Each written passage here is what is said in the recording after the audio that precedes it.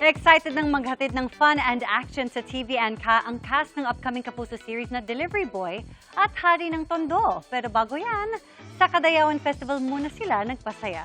Narito ang report ni Sara Hilomen Velasco ng GMA Regional TV.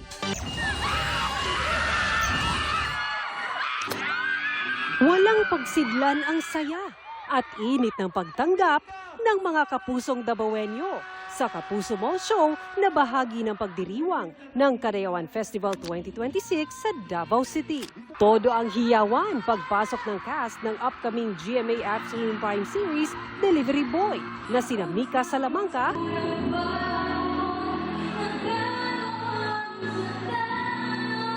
at Will Ashley.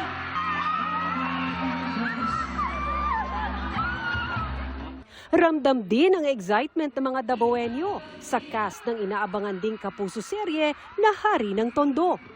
Sinuklian naman yan ng performances ni Ruru Madrid, Isabel Ortega,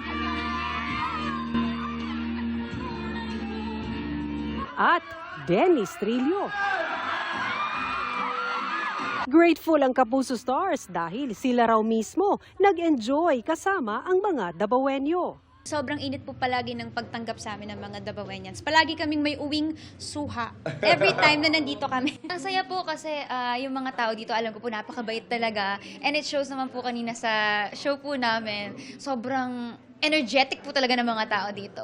Ibinahagi rin nila ang kanilang excitement sa kanya-kanyang upcoming GMA shows. Gusto natin maipakita at mapanood ng tao yung puso ng Tondo, kung gaano po sila kabubuting tao. Napakagaling yung director namin dito, si Direk Enzo Williams. First time ko siya nang makakatrabaho sa TV. Iniimbitahan po namin kayo ni Mika na manood ng Delivery Boy. After a very long time, grabe, gagawa po ulit ng isang tawa serye ang GMA, and I hope na magustuhan niyo po ito.